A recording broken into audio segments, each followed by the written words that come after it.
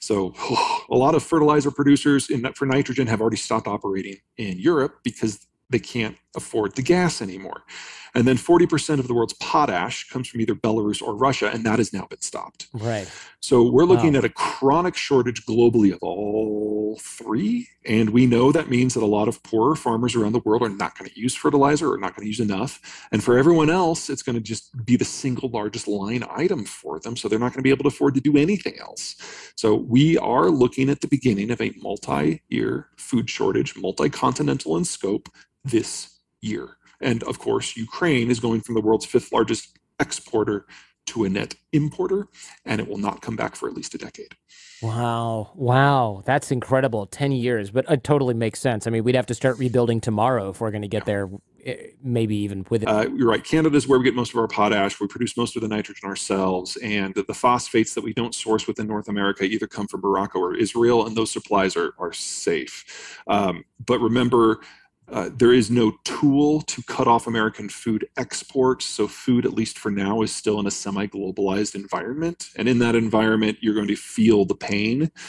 But it's not like we're going to be dealing with food lines or food shortages here in the way that sub-Saharan Africa or maybe South Asia, maybe parts of China, and definitely the Middle East.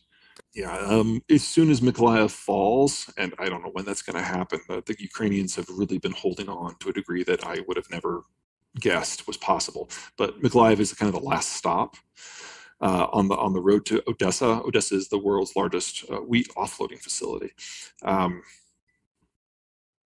Watch the bridge. There's one bridge through Mykolaiv, and it's the only bridge between it and the sea, and then you have to go like another 100 miles north to get to the next one.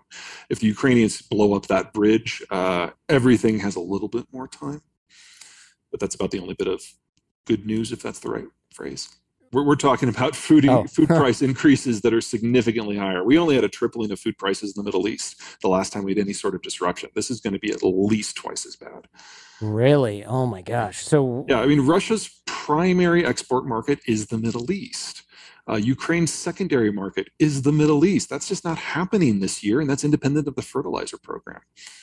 Yeah, really that's a big part of my life right now, is just figuring out how long it's going to take to get replacement systems up online. And I'm not done, but spoiler alert, you're talking a minimum of 5 years. You break down globalization. What this whole talk is just a very small part of it. You break that down, and we've exceeded the pre-industrial carrying capacity of the planet. It's only with fertilizers that we're able to keep 8 billion people alive.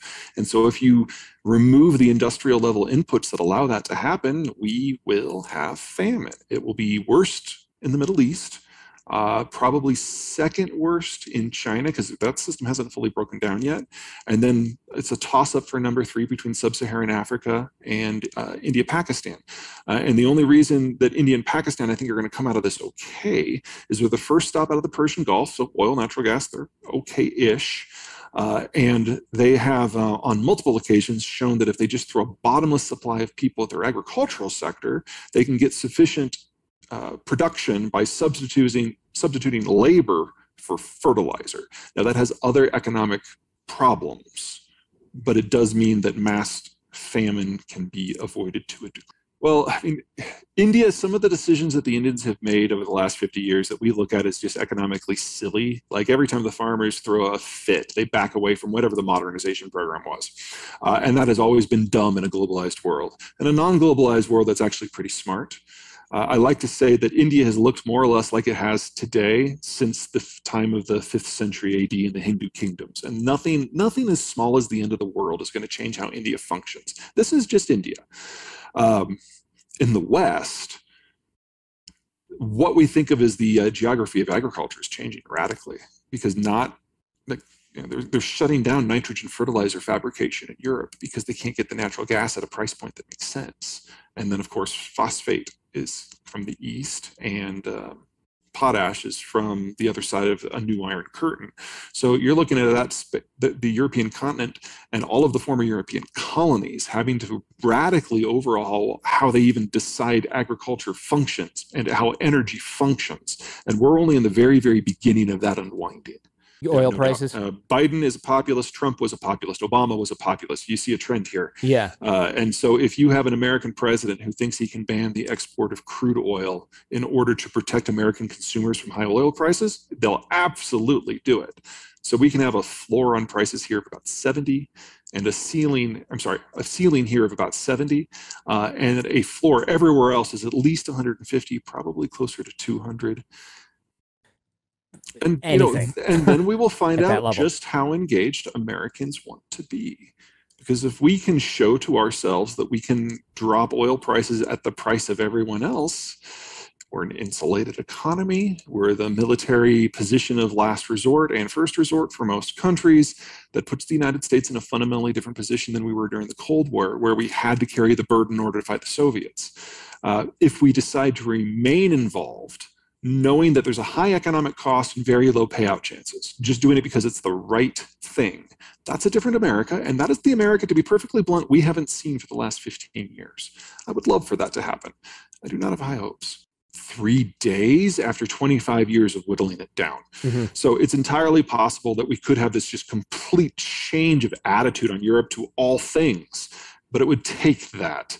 And we're going to have a situation in the not too distant future where the Russians are going to try to lever key NATO countries out of the coalition in order to prosecute the Ukraine war. We have to see what they do before anything else. They're going to try and what? Letter key? Sorry.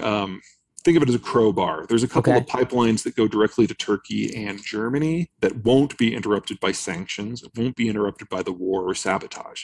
And the Russians will give the Europeans, the Germans and the Turks, the option of keeping the lights on in exchange for some security favors. Wow. Wow. What an entirely massive, disgusting mess this is.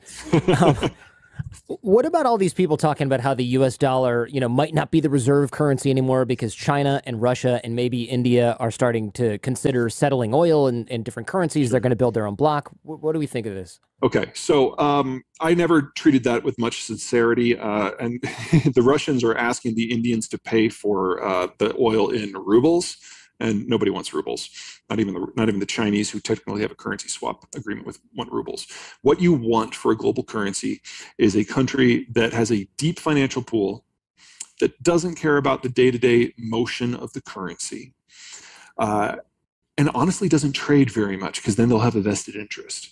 So any country that doesn't match those three is going to manipulate their currency to their own best interests when it comes to trade. So the idea that there's a power out there that is actively involved in the energy markets that can suddenly become this impartial arbiter is silly, because there's nobody. The United States is kind of the perfect match because its energy needs are met within North America or within the United States proper for most things. So I really don't take it seriously at all. We talk about this every time that there's a turn of the page in history, but it really isn't. There's no reason to expect it.